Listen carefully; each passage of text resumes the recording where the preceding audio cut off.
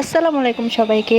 আজকে হচ্ছে খুব স্পেশাল একটা দিন। আজকে হচ্ছে সিনথিয়া মানে আমার হচ্ছে ছোট বোন, ওর নানুর জন্মদিন। তো নানু যেহেতু খুবই স্পেশাল আর নানুর প্রতি গভীর ভালোবাসা একটা থাকে, আমাদের সবারই নানুদের প্রতি একটা টান ভালোবাসা থাকে। আমরা ভাবতেছিলাম নানুকে এবার একটা মানে একটা ইউনিক গিফট দিব। আর নানুটা যেহেতু মানে খুবই ইয়াং, খুব অল্প বয়সে নানু হয়ে গেছে এই আর কি। তো যেই ভাবনা সেই কাজ। আমরা খুঁজে খুঁজে মানে অনেকগুলা মোটামুটি মানে মেয়েদের পছন্দের এরকম অনেকগুলো গিফট কিনে আনছি। একসাথে কিনে আনার পর তারপর ভাবলাম যে যেহেতু আমরা গিফটগুলো কিনে নিয়ে আসছি, তো এখন হচ্ছে একটা বক্স প্রিপেয়ার করি। তো বক্স রেডি করার জন্য বাইরে থেকে কিনে আনবো, ভাবলাম যে বসে আছে যেহেতু, তো আমরা ঘরেই একটা বক্স তৈরি করি। তো এখানে এটা ছিল কিন্তু একটা কেকের বক্স, সেটাকে আমরা রং করে তারপর হচ্ছে জাস্ট একটা মালা ছিল, ফুলের মালা, এটা আমরা কিনে নিয়ে আসছিলাম।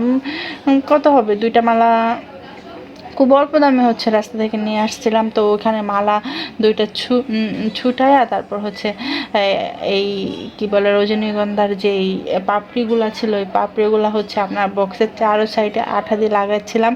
আর হচ্ছে আঠা দিয়ে লাগাচ্ছিলাম আর ভাবতেছিলাম যে এটা কীভাবে লুক দিব।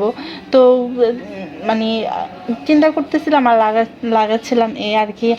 আর এরকম বক্স হচ্ছে আমরা কখনো প্রিপেয়ার করিনি।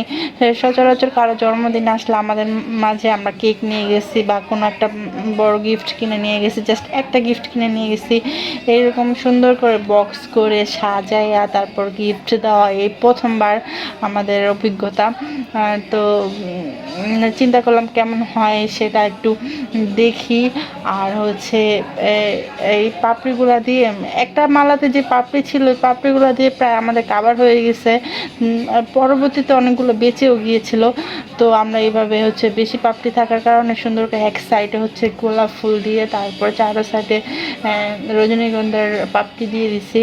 তারপর এই সাইডটা কাভার হয়ে যাওয়ার পর আমরা ভাবছিলাম যে এই যে সাইডটা হচ্ছে বক্সের সামনে ছিল, ওইটাতে আমরা কি করা যায়। তো ভাবলাম, অনেক রকম আইডিয়া আসছিল। একবার ভাবছিলাম যে এটা পুরো ফুল দিয়ে কাভার করে দিব, তারপর আবার ভাবলাম যে ফুল দিয়ে কাভার না করে তো অন্য কিছু করি। পরে চিন্তা করলাম যে অন্য কিছু করা যায়, কি করা যায়। তারপর ভাবলাম যেহেতু নানু হচ্ছে খুব ইয়াং লেডি, তো নানুর জন্য হচ্ছে এখানে আমরা স্টোন দিয়ে সাজিয়ে তারপর সুন্দর করে হচ্ছে নানুর নামটা লিখে দেব। কারণ যে কোনো গিফট প্যাকে কিন্তু গিফট দেওয়ার পর আমরা নাম লিখে দিই যে উপহারটা কে দিছে, ওই হিসেব করে হচ্ছে আমাদের এখানে হচ্ছে নামটা লেখা। তো আমাদের ঘরে ছিল অনেক রকমের স্টোন ছিল, ওইখান থেকে আমরা ওই যে কিছু স্টোন নিয়ে আসছি। আর স্টোনগুলোর সাথে আমরা ইমার্জেন্সি আঠা দিয়ে জাস্ট বসিয়ে লাইন করে বসিয়ে দিয়েছিলাম। আর আমরা ফুলগুলোও কিন্তু ইমার্জেন্সি আঠা দিয়ে হচ্ছে সাথে সাথে আঠা দিয়ে তারপর হচ্ছে লাগিয়ে দিয়েছি, যার কারণে সাথে সাথে হচ্ছে ফুলগুলা লাগে গেছে, মানে আমাদের ওয়েট করতে হয়নি কা। তো এখানে হচ্ছে আমরা জাস্ট আঠা দিয়ে তারপর বসিয়ে দিচ্ছিলাম।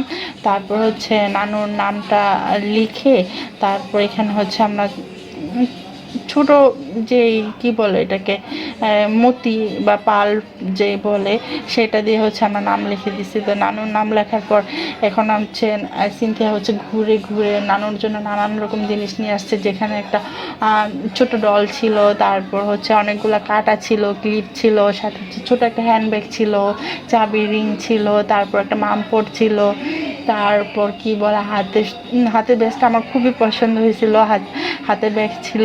তারপর আবার একটু ফেসিয়াল করার জন্য ফেসিয়াল শিট মাস্ক ছিল।